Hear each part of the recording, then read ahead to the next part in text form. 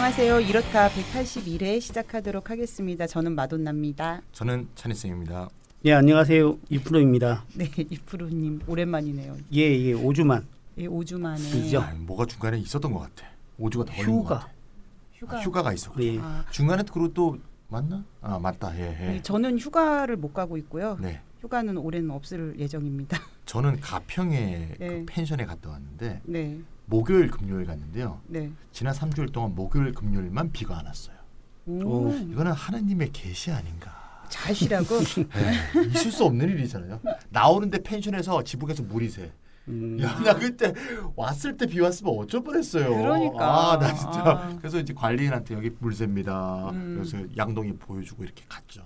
뭐 휴가를 못 가는 저로서는 네. 배가 아프니까 네. 그냥 주제로 넘어가도록 알겠습니다. 하겠습니다. 네. 이프로님 오늘 무슨 주제 가지고 나오셨어요? 예, 이제 최근에 와서 그 올해 들어와서는 제가 화폐, 이제 돈, 네. 금융에 관한 여러 주제를 다뤄왔던 것 같아요. 그러니까 오늘도 그 연장선입니다. 네, 오늘은 대체 돈이 무엇인지 그리고 그것이 어디에서 기원하는지에 대한 경제학적 이론에 대해서 살펴보고요. 지금 현재 중앙은행 시스템이지 않습니까? 중앙은행에서 화폐를 발행하는 그런 시스템인데 옛날에도 돈이 있었지만 옛날에 중앙은행이 있지는 않았거든요. 그래서 현대의 중앙은행 시스템은 또 어떻게 탄생하게 되었는가 네. 이런 데 대한 이야기를 나눠보려고 합니다.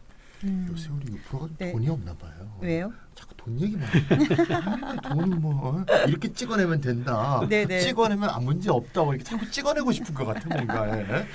예, 그 조금 부연하면요. 네. 화폐의 본질, 화폐의 기원에 대해서는 그 경제학 교과서에 나오는 이론을 포함해서 대략 3가지 정도의 이론이 있습니다. 뭐 세세하게 나누면 더 많죠. 이 3가지를 차례로 검토하면서 관련된 문제를 같이 이야기 나눠보려고 합니다. 근데 제가 경제학을 전공하지 않았잖아요. 이렇다 방송하면서 처음부터 지금까지 진짜 경알못으로서 이게 진행을 해오면서 좀 어려운 부분들이 많아요. 네. 뭐 용어, 개념 이런 것들을 잘 모르겠어서 그래서 이제 지금 경제학 교과서 얘기하시는데 제가 경제학 교과서에서 뭘 어떻게 가르치는지 잘 모르거든요. 그러니까 일단 먼저 경제학 교과서의 설명을 좀 먼저 알아봐야 될 것 같아요. 그러니까 교과서 경제학에서는 화폐의 본질과 기원에 대해서 어떻게 설명하고 있어요? 뭐 저도 뭐 경제학과를 나오긴 했는데 뭐 모르는 건 피차일반입니다. 별 차이는 없는데 약간 기억은 나요. 원론 공부했던 기억에는 근데 별로 나오는 게 없어요. 경제학 교과서에서 화폐 경제학은 사실 기원 이런 거에 사실 관심이 없어요. 원래. 아 그런가요? 네, 원래 그런 게 별로 원래 없어요. 그렇죠. 원래 없어요. 관심이 예. 없어요. 그래서 화폐의 기원에 대해서는 별로 없는 것 같은데 대충 뭐 물물교환하다가 네. 특정한 상품을 화폐로 사용하는 상품 화폐가 등장했고 뭐 조개라든가 이런 거. 네, 네. 그러다가 뭐 금속 화폐가 등장했고 네. 최근에 와서는 그냥 법정 화폐를 쓴다. 네. 끝. 아 근데 그 정도는 저도 알아요. 그 정도밖에 안 나와. 그게 다라는 그 거죠. 정도밖에 안 이게 나와. 다예요? 그게 네. 다라는 거죠. 뭐야? 이제 그게 저는 가장 큰 문제라고 생각하는데요. 네. 경제학에서 정작 음. 돈에 대해서 잘 다루질 않습니다. 교과서 경제학에서는요. 맞습니다. 예, 그게 큰 문제인데요. 그 교과서도 금방 그 언급하셨듯이 물물 교환을 하다가 네. 그중에 특정 상품을 화폐로 삼다가 그것이 금속이 되었고 이제 와서는 종이돈을 쓴다. 이렇게 설명하는 이론이 교과서 이론인데 그렇죠. 이것이 아까 말씀드렸던 3가지 이론 중에 한 가지 이론에 해당합니다. 그 화폐에 관한 상품 이론이라고 이름을 붙이는데요. 네. 그 이론부터 검토해 보면 되겠습니다. 아 그래요. 그럼 또 무슨 깊은 얘기가 나오긴 나오겠죠. 차인 선생님이 설명한 그 정도라면 우리 청취자분들 그 지금 정도인데. 이쯤에서 방송 꺼도 될 것 같아요. 그래서 드는데 그러면 화폐 설마, 네. 상품 이론은 네. 화폐의 기원에 대해서 어떻게 설명하고 있어요? 예, 방금 이제 이미 거의 다 설명을 해버렸는데요. 아, 그래요? 그 오랫동안 경제학자들이 가지고 있던 생각입니다. 역사학자나 인류학자나 사회학자는 다르게 생각해 왔는데 경제학을 전공하는 사람들이 주로 생각해왔던 것이 지금 말씀드리는 이론인데요. 화폐는 사람들이 물물 교환을 하니까 너무 불편해서 네. 그 불편함을 없애기 위한 과정에서 자연스럽게 특정 상품이 화폐가 되었다라고 이야기를 합니다. 되게 그렇게 설명하고 또 그렇게 알고 있고 그냥 상식이다라는 생각이 드는데. 네, 우리나라 국민들한테 물어보면 대부분 그렇게 대답할 것 같아요. 네, 왜냐하면 그렇죠. 고등학교 때 그렇게 배운 것 같거든요. 고등학교 때도. 이 상품 이론이라는 게 사실 좀 설명을 해보면 화폐란 게 그 시장 활동의 효율성을 높이기 위한 개인적인 노력의 산물이다. 이런 뜻을 사실 담고 있죠. 그래서 보통 뭐라고 부르냐면 화폐의 시장 이론이다 이렇게 불리고요. 네. 결국에는 이제 금과 같은 금속이 최종적으로 그 기능을 담당했다 네. 주장하기 때문에 금속주의다 이렇게도 이제 가끔 설명을 합니다. 예, 조금 더 이제 화폐의 탄생에 대해서 어떻게 설명하는지 이론적으로는 조금 더 정교해져야 되거든요. 상품 이론도. 네. 그걸 잠깐 설명을 하면 사람들이 원시적인 조건에서 물물 교환을 통해서 살아가는 거죠. 네. 근데 물물 교환을 하면 서로 물건을 바꿔야 되니까 각각이 상대방이 원하는 물건을 가지고 있어야 교환이 될 거 아닙니까? 그렇죠. 서로 우리 당근마켓. 그렇죠. 맞습니다. 막 교환이 네. 돼야 되니까요. 당근. 그런데 이제 그렇게 되려고 하면 교환이 잘 이루어지지가 않을 수가 있는 거죠. 그런데 화폐가 있다면은 사람들은 일단 내가 가진 물건을 화폐로 바꾼 다음에 그 화폐를 다음에 자신한테 필요한 물건을 가진 사람한테 주고 물건을 가져가는 거죠. 이렇게 되면은 언제든지 상품이 교환될 수 있기 때문에 네. 사람들이 합의를 해서 이걸 돈으로 하자 해서 탄생했다 이렇게 설명을 합니다. 그러니까 화폐 기능 중에 제일 중요한 거잖아요. 그렇죠. 네, 물건을 구입하는 거. 네, 구입하는 네, 거, 네. 지불수단. 네, 네. 근데 가장 큰 약점이 있죠. 이게. 이처럼 화폐가 있다면 거래 당사자 간에 필요의 이중적 일치가 이루어지지 않아도 이 전문 용어인데요. 서로 필요한 것이 네. 일치하지 않더라도 상품 교환이 가능한 거죠. 그래서 이제 아까 말씀드린 대로 사람들이 합의를 해서 이걸 이제부터는 상품으로 하자, 아니 화폐로 하자 이렇게 해서 화폐가 탄생했다라는 거죠. 아주 친숙한 스토리예요. 보면 들어보면. 그런데 현재 사용되는 돈은 상품이 아니잖아요. 지폐는 그냥 종이에 불과하고. 그렇죠. 화폐가 상품에서 등장했다는 이야기가 친숙하게 들리지만 현대의 지폐가 사용되는 것이 가끔 의아하게 느껴질 때가 있어요. 맞습니다. 네, 바로 그렇습니다. 대체 이 종이가 뭐길래 우리가 이렇게 그렇죠. 소중히 생각하고 귀한 물건과 바꿔주는가. 네, 네. 사실 상품 이론은 현대의 화폐의 제도가 왜 기능하는지 어떻게 기능하는지를 제대로 설명을 못하거든요. 네. 그러다 보니까 경제학자들 중에서는 현대의 화폐의 제도가 불완전한 것이다. 불안한 것이다 이렇게 이야기를 하고 네. 옛날처럼 근본이제로 돌아가자 하는 주장도 하기도 합니다. 그래요? 제가 얼마 전에 뉴스를 봤는데요. 어떤 사람이 종이 돈에 사람들이 손으로 다 만지고 이랬을 거 아니에요. 그래서 코로나 예방을 위해서 그걸 세탁기에 넣어 돌린 거예요, 진짜로. 그래서 아마 반 정도는 네. 은행에서 돌려준 걸로 알고 있어요. 정말요? 돌려주게 돼 있죠. 뭉쳤는데? 네네. 어떻게 식별했을까? 모르겠어요. 그래가지고 한 반 정도만 은행에서 받은 법이 걸로 알고 있습니다. 있어요. 네네네. 상했을 때 어디까지 상하면 온전하게 돌려주고 이렇게 법이 저는 있죠. 갑자기 그 얘기하니까 캐치 미 이프 유 캔 영화 생각나는데 예. 드카프리오가 수표 찍어갖고 계속 네네. 써먹고 네. 다니는 거 그 사람들 그런 사람들이 있는데 그걸 돌리냐 세탁기에. 그러니까요. 너무한다. 진정한 돈 세탁이라고 누가 올려놨더라고요. 네, 지금 6%가 지금 근본이제 얘기했는데 네. 사실 경제학자들은 별로 관심이 없지만 역사학자와 인류학자는 조금 연구를 해보니까 물물 교환에서 화폐가 등장한 그런 역사적 사례가 없대요. 그래요? 네, 가상의 스토리인 거죠.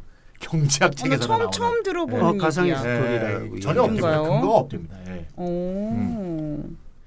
오, 신기하네.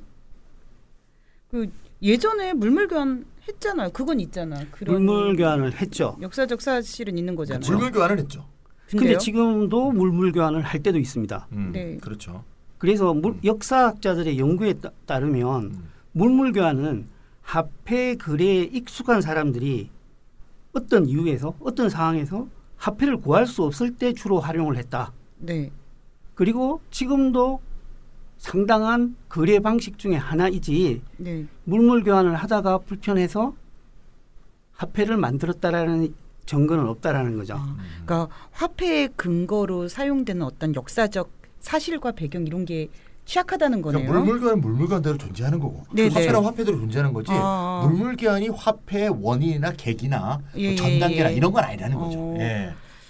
그 역사적으로 물물 교환에서 화폐가 발달했다는 근거가 부족하더라도 금화, 은화 이런 그 상품의 하나인 금속이 화폐로서 사용된 적이 있는 건 사실 아닐까요? 맞습니다. 예. 네. 그 지적도 정확히 맞는 말씀이고요. 근데 우리나라에는 그것이 없지만 우리는 동화 속에 또 그런 걸 많이 봐서 그래요. 서양에 주로 있었던 거란 말이죠. 근데 그 점에 대해서는 다른 이론을 검토할 때 다시 한번 논의해 보면 됩니다. 그러면 화폐 상품 이론 외에 다른 두 이론은 무엇이 있어요? 이제 상품 이론이 있고 나머지 두 이론은 화폐의 신용 이론 그리고 화폐의 국가 이론이 있습니다. 그럼 먼저 국가 이론에 대해서 먼저 설명을 드려볼게요. 사실 국가 이론에 대해서는 이렇다 해서 이야기를 몇 번 나눈 적이 있습니다. 현대 화폐의 이론을 할 때요. 이 이론은 화폐가 처음부터 시장이 아니라 국가에 의해서 창조되었고 화폐가 기능할 수 있는 것은 국가 권력과는 분리될 수 없다고 주장하는 것이거든요. 그러니까 이 이론의 요지는 국가가 법으로 정한 화폐가 다른 화폐의 기초이고 화폐의 유통력은 국가가 그것을 조세로 받아주기 때문이다라고 주장을 합니다. 그러니까 국가가 어떤 것을 조세 납부의 수단으로 받아들이겠다고 법적 선언을 하면 그것이 화폐가 된다라는 거죠. 그래서 화폐는 상품적 가치와는 관계가 없고 국가가 세금으로 받아들이는 토큰, 증표다라고 주장을 하는 거죠. 뭐 쉽게 말해서 이제 법으로 정한 거다 이런 얘기죠. 그러니까 뭐 시장에서 물물 교환의 뭐 불편함을 해소하기 위한 이중적 일치를 해소하기 위해서 탄생한 게 아니고 국가가 법으로 이렇게 만든 거라는 거죠. 그래서 뭐 현대화폐 있잖아요. 현대화폐는 다 사실 근본위에 의해서 뒷받침이 안 되잖아요. 이런 이제 불안지폐 또 이런 거 또는 국가 또는 뭐 그 이전에 과거에 우리나라 뭐 조선시대 보면 상평통보 뭐 이렇게 만들었다 그러잖아요. 엽전. 이런 것을 딱 이해를 해보면 그거 그럴듯한데 이런 생각이 들 수 있습니다. 그러니까요. 이프로님하고 현대화폐 이론, 뭐 주권화폐 이론 다룰 때 논의했던 기억이 나는데요. 그래서 저는 한 가지 의문이 있어요. 아까 얘기했던 건데 역사적으로 금화, 은화 등과 같은 금속화폐가 사용이 됐잖아요. 그건 사실이고. 맞습니다. 그러니까 상품화폐가 존재한 것은 분명한 사실 아닐까요? 그 문제에 대해서 국가이론의 지지자들은 옛날 금화들을 쫙 모아가지고 조사를 해봤어요. 금화나 은화의 공식 가치에 비해서 그 화폐에 함유된 금속량은 극히 적었다라는 거죠. 예를 들어서 순금 이렇게 순은 이렇게 거래되지 않았다. 10파운드 금화에 포함된 금의 가치가 10파운드, 1파운드도 잘 안 되더라라고 이야기를 하고 그 퍼센티지도 시기에 따라서 아주 변동을 많이 하더라는 거죠. 그래서 사실은 금화나 은화가 금속 함유량에 의해서 가치가 뒷받침되었다고 보기는 힘들다라고 역사적인 자료를 통해서 주장을 합니다. 그래서 결국 그것도 국가의 명령에 의해서 유지되었다라고 주장을 하는 거죠. 그게 10파운드면 10파운드다 뭐 그 얘기죠. 옛날에 제가 읽었던 책 중에 그런 기억이 나요. 옛날 금화가 통용될 때는 사람들이 금화를 이렇게 주머니에 넣고서 딸랑딸랑 거리고 다녔대요. 왜요? 금 부스러기가 떨어지잖아. 그러니까 그렇죠. 금이 원래 합의량이 8파운드였다면 딸랑딸랑 거리고 보면 나중에 한 7파운드 정도로 줄어져 있다는 거예요. 그 부스러기를 모아갖고 또 이렇게 녹여갖고 팔고 그랬답니다. 그래도 그거는 10파운드였다 이거야. 실제로 그랬대요. 농담이 아니고 실제로 금부스러기 떨어지니까 사금 지출을 하고 있는 거죠. 그러니까 이제 그런 측면에서 볼 때는 이제 6% 말이 맞는데 약간 요거를 이제 반박할 수 있는 예외적인 어떤 반론이라 그럴까? 발레라 그러죠. 뭐 두 가지 정도가 있을 것 같은데 하나는 신용화폐란 게 있잖아요. 은행이 발행하는 이건 국가의 뒷받침이 안 되는 것 같고요. 또는 뭐 근대 초의 역사적 사례를 보면 영국의 경우에 금세공인이 금을 맡겨둔 금 보관 증서를 기초로 해서 이 금 보관 증서가 화폐로 통용됐다는 그런 것도 있거든요. 이런 것은 또 예외가 아닌가 하는 생각도 좀 드는데 어떻게 생각하십니까? 이 국가의 이론은 모든 화폐를 설명하겠다는 일반 이론을 주장하지는 않아요. 그래서 신용화폐가 분명히 우리가 사용하고 있는데 그것이 있다라는 걸 부정하지는 않는데 이 지지자들은 국가 이론의 지지자들은 국가가 정한 국가화폐가 다른 화폐의 기초다라고 주장하는 것이죠. 중심이다 이거지 중심. 이제 신용화폐 이야기가 나왔으니까 이제 신용이론에 대해서 마저 설명을 하면 국가 이론을 좀 더 잘 이해를 할 수가 있습니다. 아, 예. 화폐의 신용 이론은 화폐가 신용 부채 관계에 따른 지불 약속이다. 즉 차용 증서에서 기원한다. 그래서 화폐의 본질이라는 것은 부채에 대한 빚에 대한 청구권인 신용이다라고 주장을 합니다. 유프로님은 단 한 문장을 말씀하셨을 뿐인데 저는 그 문장 안에 든 거의 모든 조사만 빼고 모든 단어를 알아들을 그렇죠. 수가 없군요. 네, 신용이론이 네. 제일 말로만 표현했을 때는 이해하기가 네, 네. 힘든데 아, 좀 설명 좀 이거 잘해주세요. 역사적인 좀 사례로 설명하면 좀 더 이해하기 쉬울 것 같은데 네. 화폐의 신용 이론에서 가장 많이 드는 이제 가장 오래된 역사적 증거로 뭘 얘기하냐면 고대 바빌론 시대 때 네. 사람들이 남긴 점토판 네. 요게 화폐로 쓰인 예를 자기 이론의 가장 오래된 역사적 증거라고 얘기하거든요. 그 점토판이라고 하면은 어떤 걸 말하죠? 저는 잘 모르겠는데. 점토. 진흙에다가 네. 글자를 새겨놔서 네. 말린 거죠. 어릴 때 그거예요? 미술 시간에 차르게다 이렇게 조각도로 네네. 새겨서 네네. 그겁니다. 그거. 근데 그때 바빌론 시대 때 종이가 점토판을 보면 없으니까. 뭐라고 써있냐면 이렇게 써있답니다. 무슨 말을 써놨냐 우리처럼 뭐 그림 그린 게 아니고 네. 이거의 소지자는 추수 때 일정량의 보리를 받는다. 그러니까 특정량의 보리를 그 점토에다 새겨놓은 거죠. 네네. 예. 소지자에게 일정량의 은을 줘야 된다. 이런 식으로 글씨가 쓰여져 있었다. 그러니까 이거는 사실 화폐라기보다는 일종의 채권 채무 관계가 표현되어 있는 거잖아요. 점토판 안에. 그러게요. 예. 근데 그게 화폐처럼 쓰이는 거잖아요. 그럼 이거 서로 주고받을 수가 있어요? 그렇죠. 예. 그러니까 이게 신용 관계, 즉 채권 네네네. 채무 관계가 화폐화된 것이다. 네네. 이게 이제 화폐의 신용 이론이다. 이렇게 이해하시면 쉽게 이해할 수 있지 않을까. 그럼 뭐 이거는 이런 건 뭐 어음 같은 거잖아요. 약속 그렇죠, 그렇죠. 어음 같은 거. 그렇죠. 예. 우리도 상거래를 할 때 네. 실내의 네트워크가 형성돼 있을 때는 음. 다른 사람에게서 받은 어음을 그러니까 언제 얼마의 돈을 주겠다는 약속 증서를 네. 또 다른 거래에 사용하잖아요. 네. 네. 맞습니다. 이게 음에 해당되는 거죠. 어음도 그렇고 뭐 수표도 비슷한 수표도 사라고 볼 수 마찬가지죠. 있고요. 수표란 게 결국은 이제 은행에 개입돼 있는 거잖아요. 네네. 어음은 개인 사인 간의 관계지만 수표란 게 결국 은행에게 현금을 청구할 수 있는 청구권이고 네. 그것이 이제 화폐처럼 거래에 사용되는 거고 제가 아까 드카프리오의 캐치미 유캔 얘기도 했지만 네. 그놈이 쓴 수표는 전부 부도 수표잖아요. 네. 그래서 이런 거래, 수표란 거래가 화폐로서 통용되려면 은행이나 그 수표 거래자인 상대방을 아주 신뢰했을 때만 화폐로서 기능할 수 있으니까 네. 신용화폐의 본질이 잘 발휘되어 있다 이렇게 말할 수 있는 거죠. 아니 그렇지만 이미 국가이론 설명할 때 언급되었듯이 국가가 발행하는 지폐와 동조는 신용이 아니잖아요. 아니죠. 예. 수표나 어음은 최종적으로 현금으로 상환되어야 하지만 현금은 그 자체를 이른바 돈이지 않나요? 현금 그게 자체. 아주 맞습니다. 중요한 돈으로 지적입니다. 바뀌는 거하고 돈은 다르죠. 예, 그렇죠. 예. 그게 정확히 이론적인 문제점을 잘 지적하셨는데요. 음. 일단 신용 이론가들은 일반 이론을 주장하거든요. 모든 화폐는 신용이라고 이야기해요. 네. 그러면 국가가 발행한 화폐는 뭐냐?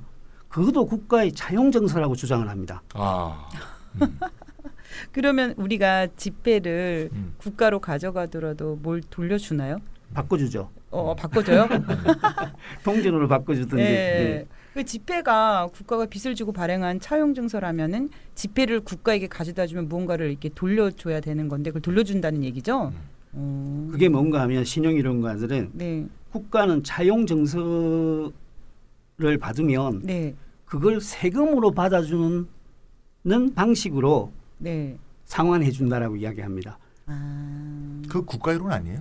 국가 이론이죠. 네. 그러니까 신용 이론가들은 국가 이론을 포괄하는 아, 일반 일반 이론을 이론으로 만들려고 만들었다? 하는 거죠.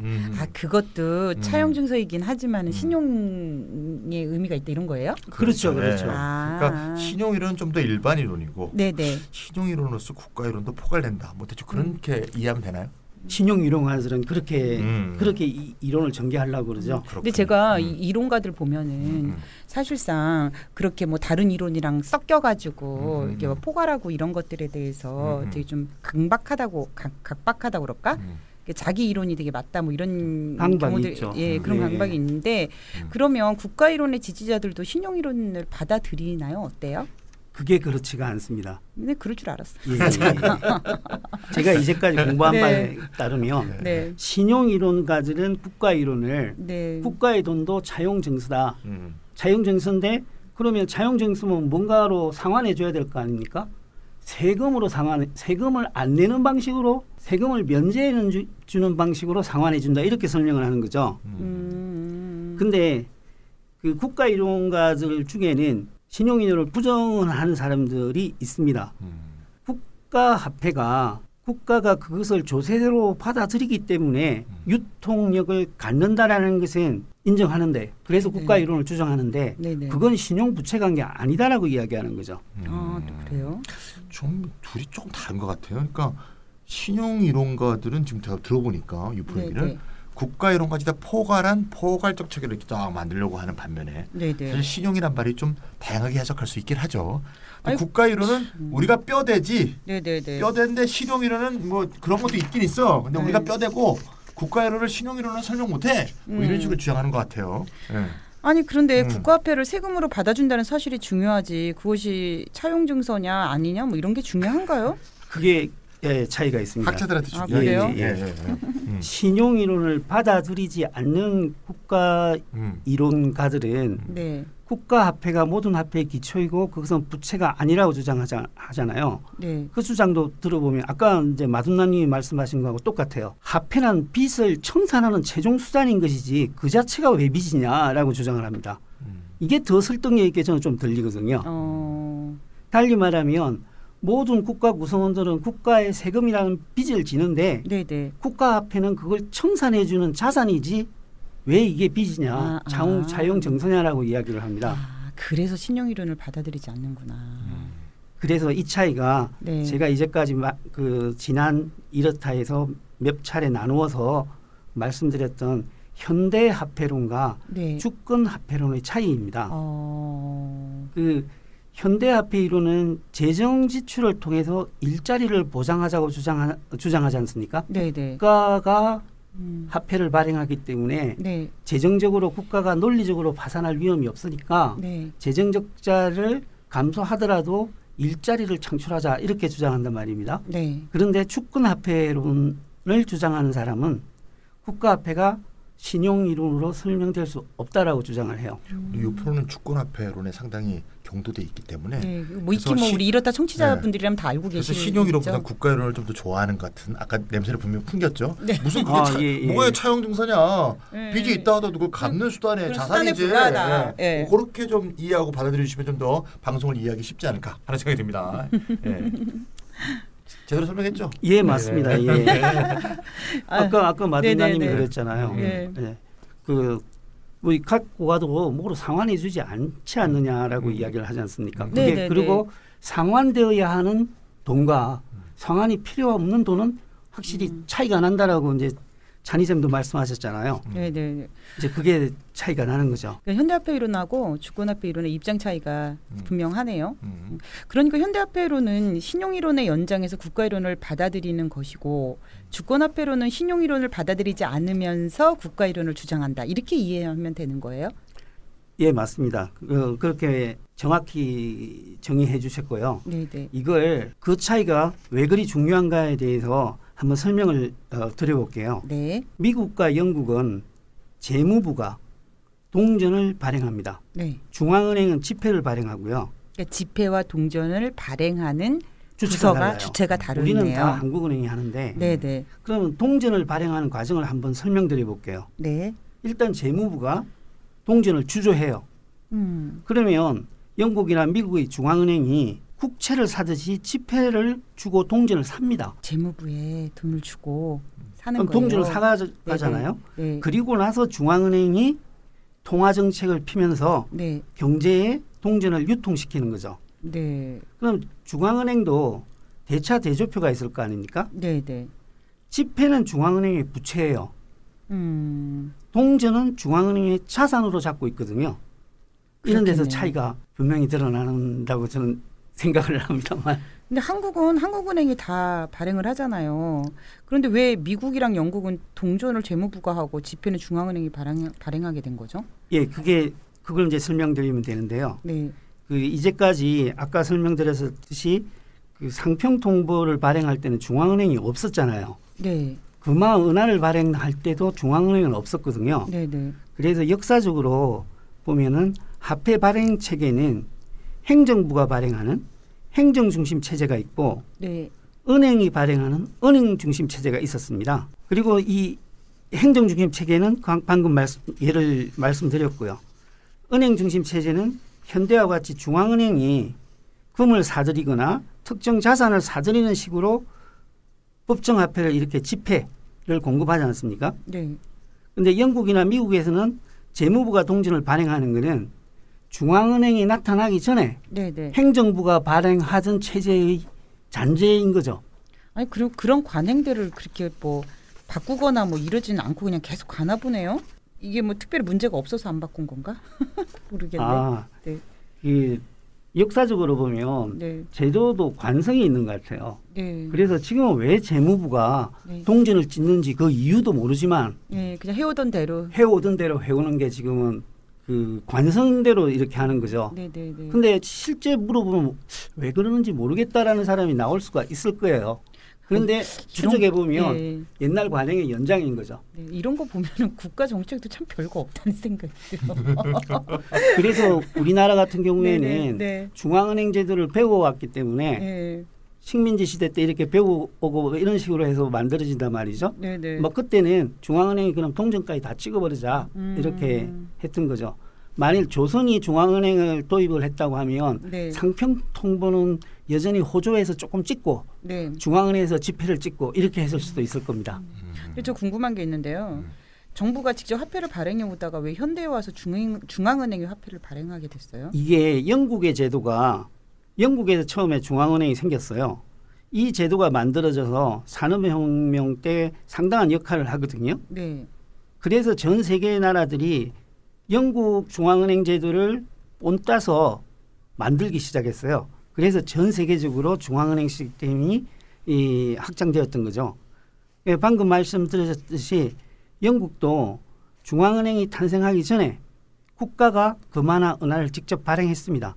그런데 이제 17세기 와서 금세공인들에게 금을 맡긴 예금 증서가 국가화폐와 별도로 화폐로서 유통되기 시작했습니다.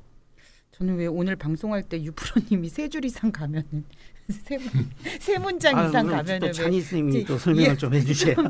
찬쌤 부탁드려요. 좀 자세히 설명해 주세요. 옛날에 그 다방구를 하거나 술래잡기 할 때 그래서 깍두기가 필요한 거 아닙니까? 네. 네, 뭔가 기본 요원들이 잘 안 될 때 깍두기가 투입이 돼서. 네네. 제가 아까 이제 그 금증서 얘기 한번 잠깐 했던 것 같은데 그 얘기 네. 연장선인 것 같습니다. 영국에서는 이제 금세공인들이 있었는데 상인들이 이제 귀금속을 집에 두면 강도가 와서 가져가잖아. 네네. 그래서 금세공인들한테 이렇게 보관을 하는 거야.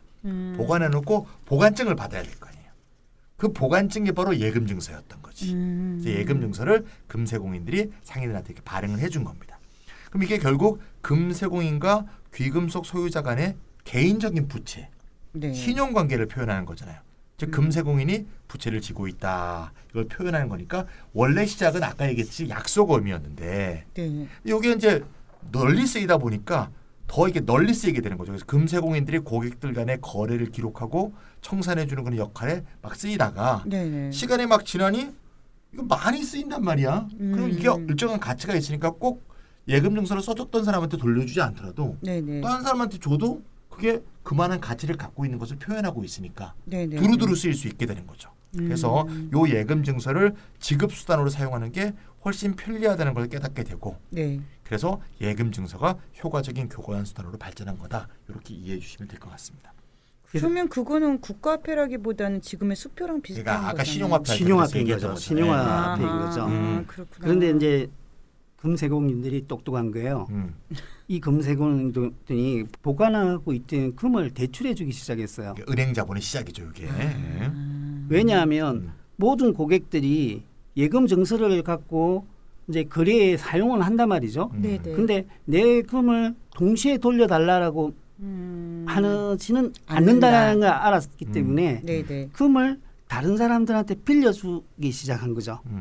저 이거 EBS 돈놀이 하는 그렇죠. 거죠. 다큐멘터리 EBS EBS에서 돈놀이야, 이거 돈놀이. 나왔어요. 네. 저 그거 열심히 예, 들어봤어요. 바로 예. 그겁니다. 네. 그러니까 대출해준 금에 네. 이자를 책정하니까 수익을 올릴 수가 있었지 않습니까? 네. 그럼 금세공인들은 예금 증서가 교환 수단으로 활용되고 있다는 것을 알았기 때문에 네. 처음에는 금을 이렇게 금 줬다가 자체로. 네네네. 내가 금을 준 걸로 치고 니는 나한테 다시 맡겠다고 생각하라. 네네네. 그리고 예금 증서만 준 거죠. 네네네. 그래 우리가 지금 대출할 때 예금 통장에 숫자가 숫자만 딱 찍어주는 거하고 네. 똑같은 네. 거죠. 네. 그래서 금세공인들이 현대의 상업은행처럼 대출을 통해서 돈을 창조하기 시작한 거죠. 나 지금부터 막 이해되고 있어. 그 다큐멘터리 본 아, 기억이 예, 막 그거 아주 잘 살아나고 만드는 지금. 겁니다. 네. EBS에 좋은 프로 많아요. 네, 네. 네. 그러다가 네. 영국 왕이 그때 전쟁을 많이 했단 말입니다. 프랑스랑도 전쟁을 하고 돈이 많이 필요했는데 나라에서 돈을 쓰려면은 어떻게 하면 될까요? 세금을 걷어들이면 되잖아요. 그렇죠. 근데 세금 걷어들이다가 혁명 나오면 어떡합니까? 나라 망할 수 그렇죠. 있죠. 아니 전쟁 중에 돈도 네. 없는데 세금 내라고 하면은 저 이래 중냐 저래 중냐 그렇죠. 시기에서 반란이 네. 일어나죠. 국가화폐를 발행해도 되긴 돼요. 음. 우리나라가 당백점 발행했던 것처럼. 대우문이. 나라 망할 수 있습니다. 네. 네. 그것도 금과 은이 부족해서 잘 안 되니까 국왕이 금세공인들한테서 야 네가 나한테 돈을 좀 빌려주라 이렇게 된 거죠. 그렇게 해서 금세공인들의 흉내를 내던 어떤 단위가 바로 영란은행인데 네. 뱅크 오브 잉글랜드인데 네. 이 영국 왕이 영란으로부터 돈을 빌리면서 너그 은행만 화폐를 창조할 수 있다라고 특권을 준 거예요. 그러면서 영란은행이 중앙은행이 된 거죠. 아 그러면은 그 중앙은행이 민간 은행에서 발전한 거예요? 아 그렇죠. 어허. 미국과 영국의 경우에는 민간은행이 국가로부터 특권을 부여받아서 중앙은행이 된 겁니다. 그러다 보니까 영국의 경우에 또 그리고 미국도 두 종류의 화폐 발행 체계가 공존하게 된 거죠. 정부에 의한 금속 화폐 발행하고 네. 중앙은행에 의한 은행권 발행이 공존하게 되면서 그 잔재가 남아서 아직까지 재무부는 동전을 찍고 있다라고 설명드릴 수 있습니다. 그리고 이제 중앙은행은 네. 그 당시에는 금에 근거해서 은행권을 발행했기 때문에 금본위제를 취했었죠. 그리고 이제 중앙은행이 금을 근거로 해서 은행권을 이제 발행하는 제도가 그 국가화폐 발행보다 우위를 차지하게 된 겁니다. 그래서 재무부가 국가가 발행한 국가화폐는 잔재만 남아서 지금 재무부가 동전을 발행하고 있는 거죠. 그리고 은행권이라고 하는 것은 금에 대한 청구권이었던 것이지 않습니까? 예금 증서가. 네네. 그것이 발전을 해서 이제는 지폐가 된 것이고요. 그런데 이렇게 보면 주화, 동전은 차용 증서가 아니지 않습니까? 그렇죠. 국가가 찍어가지고요. 네네. 그렇기 때문에 뭐로 상환해줘야 될 필요가 없는 것이죠. 네. 그래서 하나의 자산인 거죠. 그래서 주권화폐론자들은 이제부터는 잔재만 남아있는 걸 다시 크게 부활시키자라고 주장하는 겁니다. 그래서 중앙은행이 은행권을 발행하는 제도를 정지시키고 재무부가 화폐를 발행하는 체제를 확대하자는 것이 주권화폐론인 거죠. 지난번에 방송에서 유프로님이 이 말씀 되게 자세하게 해주셨던 것 같은데 그러면 현대 화폐로는 그에 대한 입장은 어때요? 이 현대화폐 이론은 부채가 아닌 화폐는 있을 수 없다라는 입장을 고집해요. 그래서 중앙은행이 발행하는 현체제를 계속 유지하면서 재정 지출만 확대하자라고 주장을 하고 있습니다. 좀 복잡하긴 하네요. 제가 한번 유프로님이 해주신 말씀들을 정리를 한번 해볼게요. 화폐 이론에는 세 가지 이론이 있다는 말씀을 처음에 해주셨어요. 상품 이론이 있고 국가 이론이 있고 신용 이론이 있다. 그런데 상품 이론은 화폐는 상품에서 기인한다는 것이고 예, 국가 이론은 화폐는 국가가 창조했고 국가가 창조한 화폐가 다른 화폐의 기초다라는 거고요. 신용 이론은 화폐는 신용이다. 그러니까 부채이고 국가 화폐도 신용 이론으로 설명된다는 얘기고요. 그리고 주권 화폐로는 국가 이론에 기반해서 국가가 직접 창조하는 화폐 제도로서의 이행을 주장하고 그러면 MMT는 어떻게 정리해야 되죠?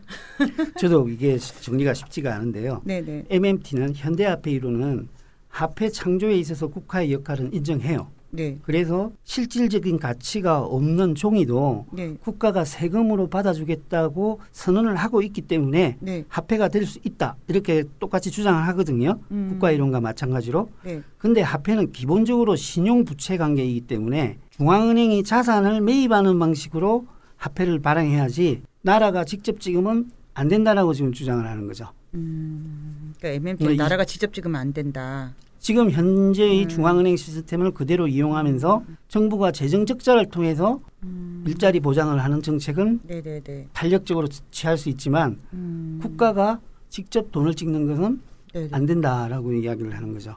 그러면 이쯤에서 전 좀 궁금한데요. 이런 여러 가지 이론들이 있는데 유프로님이나 찬희쌤은 어떤 생각을 가지고 계신지. 저는 뭐 생각이 날 것까지는 없고요. 잘 네. 모르고요. 지금 이제 유프로 얘기를 잘 들어보니까 네. 아리까리해요. 그래서 네. 상품 이론은 좀 아닌 것 같은데 네. 신용 이론이 맞는 것 같기도 하고 국가 이론이 맞는 것 같기도 하고 국가 이론이 맞아 보이는데 신용화폐가 존재하는 현실은 충분히 설명을 못하는 것 같고 네네. 또 신용 이론도 맞는 것 같은데 그럼 뭐 또 왜 금속 주저고 화폐가 있었는지 좀 이해가 잘 안 되고 유프로가 설명을 좀 해주세요. 정리 좀 해주시면 좋을 것 같습니다. 예. 그렇죠. 이제 신용 이론은 이런 주장을 할 수 있는 거죠. 그 국가가 발행한 차용 정서가 돈이라고 한다면은 네. 물론 예전에 금화가 금속 함유량을 충분히 가지고 있지 않은 것은 맞는데 네네. 왜 금속으로 굳이 주조했을까 하는 데 대한 의문은 제기될 수가 있는 거죠. 그러니까요. 그러니까 상품으로서의 가치를 치장해야 되는 화폐가 네. 금이나 은으로 만들어져 있는 기본적인 소재적인 것을 갖추고 있어야 되는 특별한 이유가 있는 거 아니냐라는 것이죠. 그럴 수 있을 것 같아요.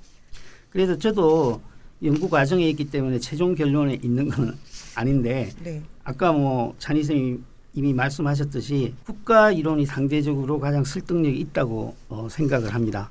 그리고 신용 이론도 많은 신용화폐를 설명한다고 생각을 해요. 저는 그래서 신용 이론은 신용 이론의 관점에서 국가 이론을 이렇게 수용을 하고 있거든요. 근데 저는 국가 이론의 관점에서 신용 이론을 수용하는 관점은 없을까? 뭐 이런 생각을 좀 가지고 있습니다. 그리고 이제 신용 관계가 화폐로 발전할 수 있는 것은 분명하거든요. 네. 그런데 국가나 달리 말하면 공동체적 권위가 없으면 네. 신용 관계를 뒷받침해주지 못하기 때문에 결국 신용화폐도 국가 단위의 법적 뒷받침을 받아야 되는 건 아닌가. 그런 점에서는 오히려 국가가 신용 관계를 뒷받침하는 데 있어서도 결정적인 이런 역할을 하는 게 아니냐 이렇게 저는 생각을 합니다. 유프로님은 주권화폐론에 따라서 국가가 화폐를 발행해서 기본소득으로 지급하자는 것을 계속 주장을 해 오신 걸로 저는 알고 있는데 오늘도 그 주장을 계속 하고 있는 거죠. 네. 이제 화폐 발행이라는 게 있지 않습니까? 네. 신용이 있지. 예, 신용이지. 네. 근데 그거는 이제 화폐의 공식 가치하고 네. 액면 가치와 화폐 제조 비용 간의 차이인데 사실 상품 이론에 따르면 네. 화폐 발행 이익이라는 게 개념적으로 존재할 수가 없습니다. 상품 자체가 가치를 가지고 있는데 네. 소재 가치와 명목 가치가 같아야 상품 이론이 네. 설명이 되는 거지 않습니까? 그런 점에서 본다면 상품 이론은 결정적인 결함을 저는 가지고 있다고 생각을 하고요. 네. 그런데 현실적으로는 화폐 발행 이익이 있단 말이죠. 네. 그거는 사회가 존재하기 때문에 존재하는 것이기 때문에 이것은 전형적인 공유부다. 혹은 국민 소장님 표현에 따르면 공통부다라고 네. 생각을 합니다. 그래서 이 공유부, 공통부가 공동체 성원에게 고루 분배되는 것이 정당하고 당연하다 저는 이렇게 생각을 하고요. 그렇지만 이게 단기간에 이루어지지는 않을 것은 이는 쉽지 않다라는 것은 뭐 인정을 합니다. 네. 근데 그렇지만 이제 현재 세계 각국 정부는 양적 완환이 이런 이름으로 사실 발권력에 의존해서 경제를 꾸려가고 있지 않습니까? 점점 더 그런 거 아니에요? 그래서 이런 체제가 더 진행되다 보면 네. 현재에서는 화폐 발행 이익이 은행으로만 기속되고 있는데 네. 이 문제점에 대한 문제 제기가 본격화되지 않을까 하는 기대를 가지고 있습니다. 그러면은 이 말씀은 계속 앞으로 이 부분에 대해서 유프로님이 연구한 결과들을 이렇다 방송 청취자들과 같이 공유하겠다는 말씀이신 거죠? 뭔가 결론이 안 나도? 이제까지 네네. 공부한 것을 거의 다 이야기했고요. 당분간은 네. 더 공유할 건 없을 것 같습니다. 아 그런가요? 더 연구하셔야죠. 또 연구하셔야죠. 연구는 해야죠. 네. 연구는 하는데. 네. 아 그러네. 네. 이거 갑자기 마지막에 좀 재밌어지네. 너무나 솔직한. 네네. 네. 솔직한 심정을 말씀해 주셨네요. 네네. 오늘 이랬다 청취자분들 이렇게 갑자기 이렇게 짧아졌지 이렇게 말씀하실 수도 있는데 예, 그 뭐 휴가 또 맞이해서 여러분들도 또 너무 머리 아픈 이야기 길게 이렇게 하지 않으시라고 아무래도 유프로님이 맞습니다. 예 그런 비도 많이 부분을 왔고 그럼요 재해도 발생하고 감안해서 있는데 짧고 간단하게 네. 예, 공부할 수 있는 내용을 준비해 오신 것 같습니다. 2차 재난지원금이나 나왔으면 좋겠다. 아 그러니까요. 네. 화폐 하다 보니까 그렇게 생각이 안 나네. 그런 생각이 드네요, 진짜. 예. 자 오늘 이렇다 181회 화폐에 관련한 이야기를 나눠보았습니다. 청취자 여러분 안녕히 계세요. 안녕히 계세요. 안녕히 계세요.